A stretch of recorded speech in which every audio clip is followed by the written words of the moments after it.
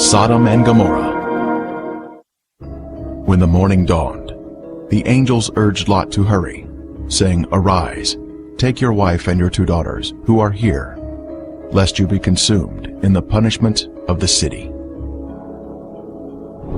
Lot, his wife and daughters, all fled from the terrible destruction of Sodom. Likewise, as it was also in the days of Lot, they ate, they drank, they bought, they sold, they planted, they built. But on the day that Lot went out of Sodom, it rained fire and brimstone from heaven, and destroyed them all. Wicked men were punished by the Lord in a divine judgment of fire. The intense heat consumed the wicked cities and their inhabitants.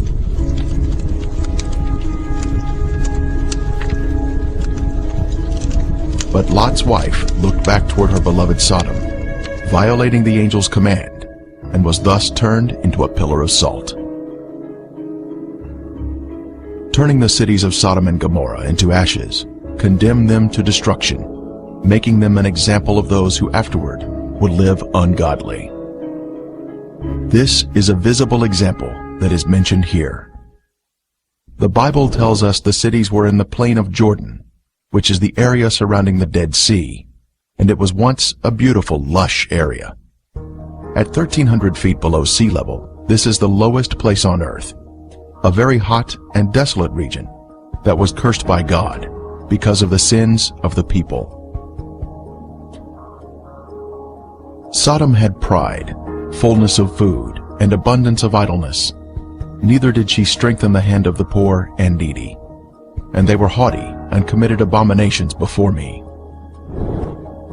Flavius Josephus, the 1st century Jewish historian, tells us, "There are still the remainders of that divine fire, and the traces of the 5 cities are still to be seen." Popular thought has it that the cities were later covered by the waters of the Dead Sea, but if Josephus could see the cities in his day, then we should be able to view them also, as the water level has, if anything, receded since his time.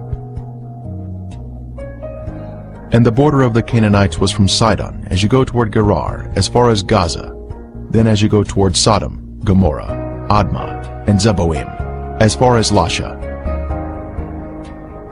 The biblical description tells us the cities were spread out, forming a line along the Canaanite border, not grouped together in one area, as some may think. Driving along the coastal highway of the Dead Sea in Israel, one can soon see peculiar formations that are of a lighter color than the surrounding terrain. These are the ashen cities, destroyed by the wrath of God. These cities were consumed by intense flames, a supernatural heat that was directed by the hand of God. Today there is ash that is of lighter color than the surrounding mountains and terrain. As mentioned in the Bible, this is a desolate area where nothing grows.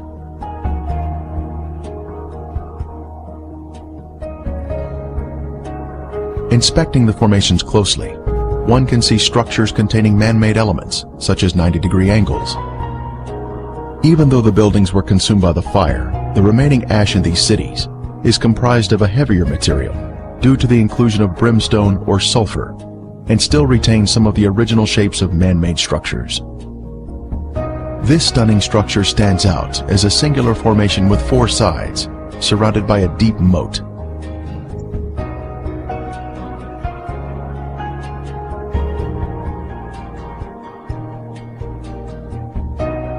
We move in closer to inspect the unusual features evident on the side of the formation.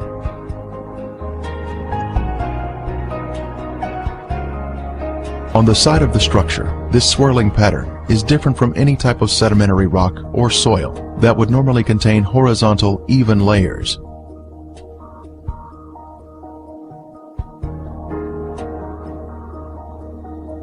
These swirling designs were also seen in other ashen formations in the cities. This is evidence of extreme heat, up to 6,000 degrees Fahrenheit, where thermal ionization occurs, when the electrons repel and attract, forming these unusual, swirling designs.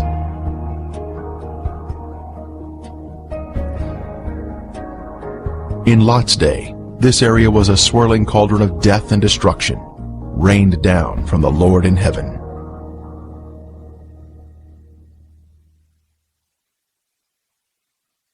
Strange anomalies can be seen here, such as these fragile layers of material which disintegrate when touched.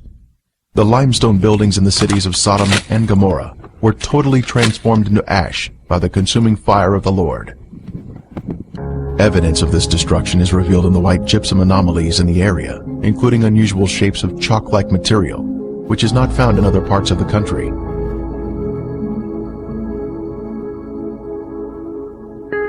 Even layers of white and gray material can also be seen, comprising gypsum and ash.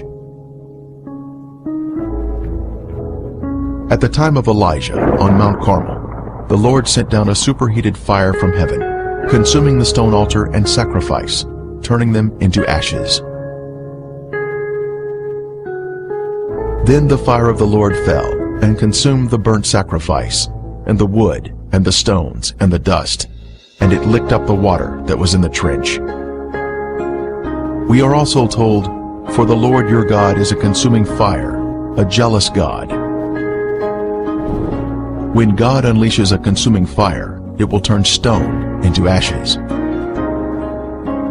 At the perimeter of this city, one can see this amazing Sphinx still standing today. It was a pagan symbol positioned at the edge of town and was thought to protect the inhabitants from harm. The Sphinx stands alone as a singular structure with a defined shape. This particular Sphinx has an obvious demarcation between its base and the soil below it, another sign of a man-made structure placed on top of the soil. Later, we will see another Sphinx.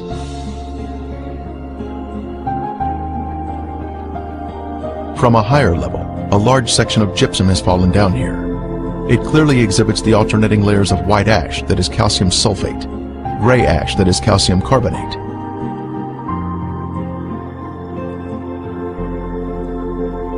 One can also find loose or powdery ash that is quite thick and has been deposited next to the formations. The ash is made up of calcium carbonate and calcium sulfate, which comes from the limestone buildings and the brimstone mixing together during the fire. In the formations themselves, some material can be gently raked off the surface with the slightest touch.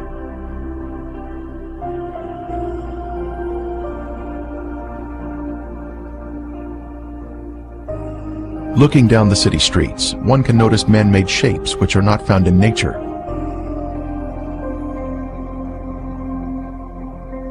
Here we see a building with square sides or 90-degree angles.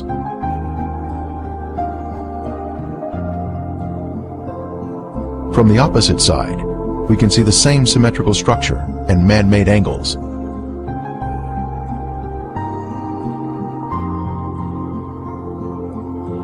We can see the remains of walls that extended outward at 90-degree angles from the main structure.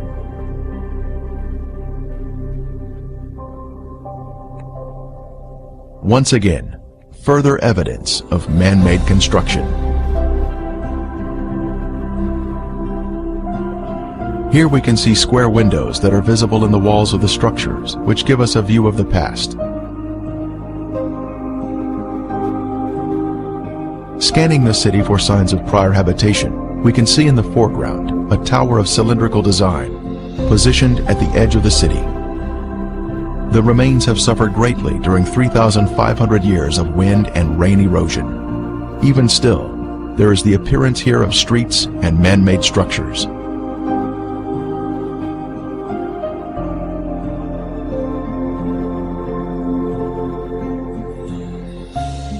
Here in the foreground, we have a conical shape, resting on a raised area. A short distance away, we see another similar shape.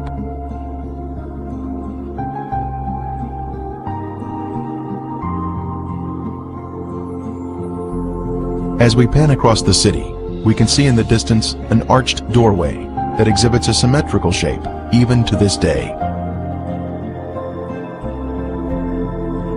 The whole land is brimstone, salt and burning. It is not sown, nor does it bear, nor does any grass grow there, like the overthrow of Sodom and Gomorrah, Admah and Zeboim, which the Lord overthrew in his anger and his wrath. More anomalies are found in the cities. In this case, we have a large hardened clump of material that we broke open, revealing layers of previously heated material, including gypsum crystals created by the combination of limestone and sulfur. From the intense heat, various objects were melted in the cities. Here we have some material that was boiling on top, while the remainder of the substance pooled at the bottom, creating a solid base. A very unusual find here, but just another strange anomaly not found in other areas of the country.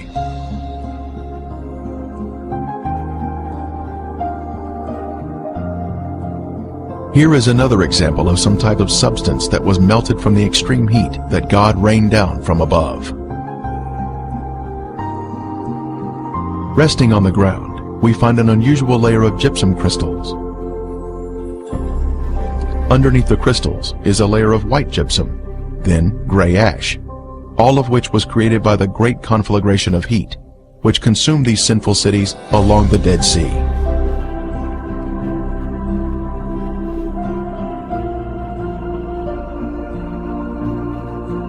Once again, we find more gypsum, this time in a circular formation of crystals, all radiating outward.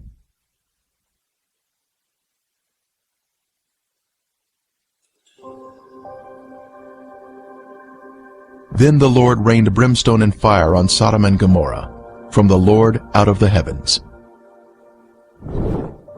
Brimstone. Our first sample was found here, having been washed down from a higher location. This is the heavenly marker left behind, which proves the sites to be the real Sodom and Gomorrah. Ronn Wyatt was the original discoverer of these cities in 1989, and he now describes the brimstone found here. Okay, we're down at Sodom and Gomorrah still. Right in front of you see some unusual looking spots on this, shall we say, layer of ash. It's not stone, it's ash. Now we'll move in for a close-up of this. And you can see that they're kind of circular shaped places. Now what we have found, and we'll move in a little closer here, is that inside each of these is sulfur. That is in most of them. Now the ones that do not have sulfur in them, and this one we just took a bunch of sulfur out and put it in our specimen bag. But the ones that don't have sulfur have a very black center where they have, where it's been very hot. So now we'll move in on this one where there is some sulfur still present. And back off just enough so you can see what we're up to here. And we'll go collect that sample in a bag.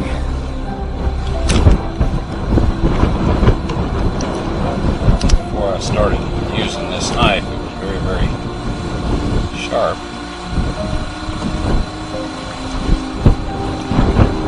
Okay, here this is, and we have collected some more, and it smells and tastes like sulfur. Now the Bible tells us that it rained fire and brimstone upon the cities of Sodom and Gomorrah. Now what you see in front of you here is the results of large and small, well, varying sized chunks of sulfur, burning sulfur that have hit.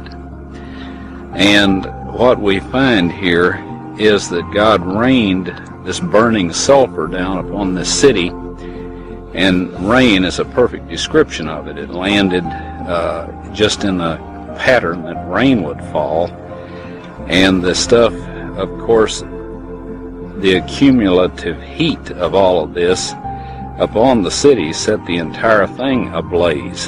The flashpoint of every material there, metal, stone, of course, the people and everything burned, and this sulfur continued to burn, and it vitrified the material around it after it had burned it all up, sealed itself off from the oxygen, and then of course smothered itself out. And in each of these little crystalline capsules here is a varying size chunk of sulfur, and there are millions of these in these ashes that we have here.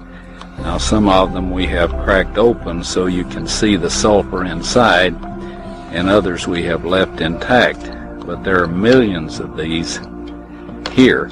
So this shows that God indeed rained fire and brimstone upon these cities. And if you look in your dictionary, under brimstone, you'll find that it is sulfur.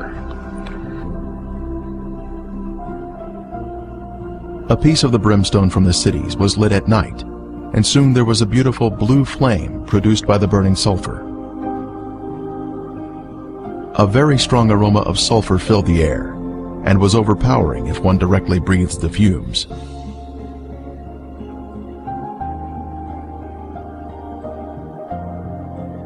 Exploring the cities further, more brimstone was found of various shapes and sizes.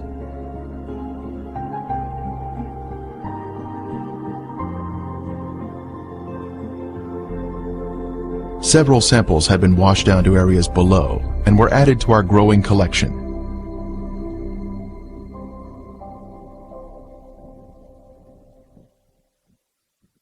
This brimstone is made of monoclinic, white sulfur that has been burned or cooked at a high temperature. It is quite different from natural sulfur that is formed in geothermal areas. Samples were taken to a lab for analysis.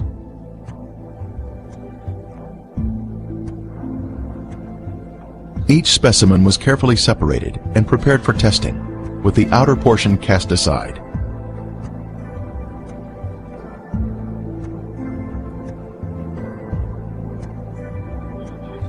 Next, the samples were dried and placed in a rock crusher. Then they were pressed onto a disc. Then they were loaded into a machine for the semi-quantitative X-ray analysis.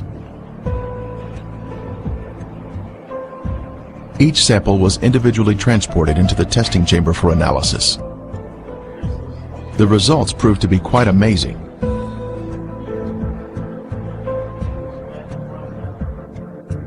As the samples were found to be 98% pure sulfur, unlike any other sulfur found on Earth. This pure, cooked sulfur is the heavenly marker that was left behind to show the world that the Lord, without a doubt, destroyed these sinful cities at His command.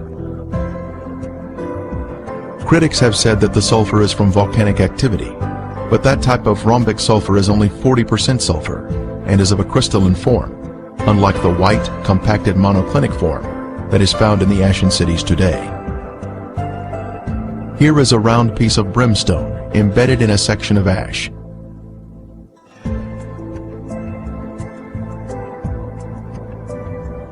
Another clump of ash contains a piece of brimstone that has a burn ring surrounding the unburned sulfur inside.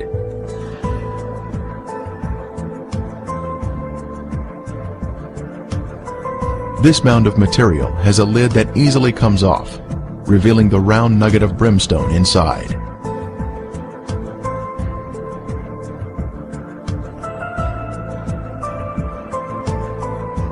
As we gaze across the southern end of the Dead Sea, we can view the El Lisan Peninsula in Jordan. Apparently the city of Gomorrah extended over to this peninsula in the days of Lot. One can find the same white formations in this area. Ashen formations are seen, including walls extending out at 90-degree angles. We can also see clumps of gypsum scattered on the ground, like this one here.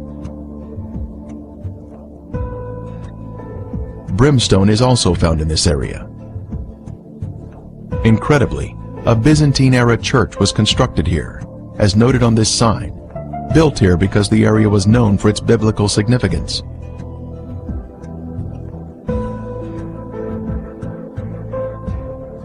Back over at Gomorrah proper, we can see white, ashen worship structures built atop an acropolis or high place.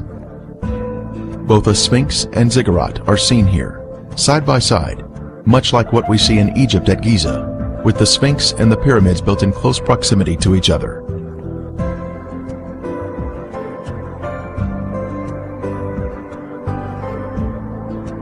While inspecting Gomorrah, other visitors arrived to view the unusual formations. The sphinx is made of a white material, whiter than the ash surrounding it. Perhaps it was built of more expensive components and dedicated to their pagan gods. The sphinx represented a god of protection, but even it was consumed in the flames. It is approximately 30 feet long and is quite impressive, both in its shape and size. Resting near it is the ziggurat, symmetrical in shape and also comprised of a special white material. Here we can see a ziggurat standing next to a symmetrical tower. Next, we can see an arched door between two pillars, and once again, another arched door. As we scan across the city, our eye notices a raised white formation in the distance.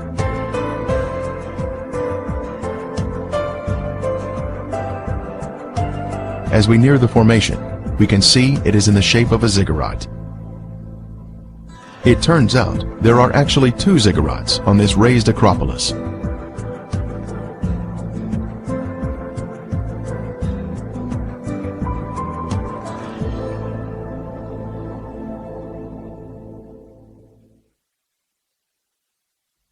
As we stood next to one of the ziggurats, our team found perfect specimens of melted brimstone, where the liquid from the burning sulfur had cooled down, forming a hard, crystalline shell around the unburned sulfur that was hidden inside.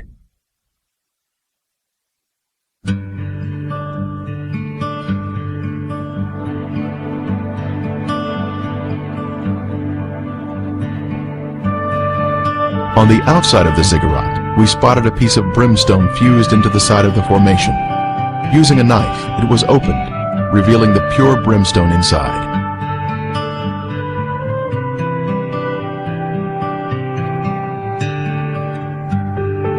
Resting on a ledge of the ziggurat, we see another sample of brimstone that was opened with a knife, once again revealing the pure sulfur inside.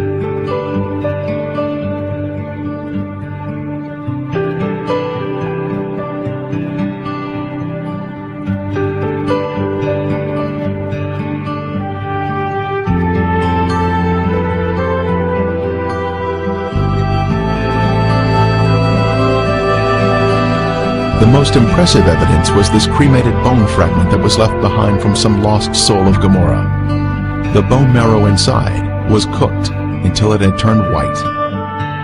This is a moving testimony of God's power to destroy those who reject the Holy Spirit. Are we in the will of God, allowing the Holy Spirit to guide us into obedience? Or are we part of the rebellious and lost? There is a future event mentioned in Revelation, but the cowardly, unbelieving, abominable, murderers, sexually immoral, sorcerers, idolaters, and all liars shall have their part in the lake which burns with fire and brimstone, which is the second death. The day is coming, burning like an oven, and all the proud, yes, all who do wickedly, will be stubble, and the day which is coming shall burn them up. The surface of the earth will be as a lake of fire, with all unrepentant sinners being consumed by fire and brimstone, just as Sodom and Gomorrah were destroyed. Friend, there is only one way to escape the punishing flames of the second death, and that is through Jesus Christ. Won't you ask Him to take over your life today?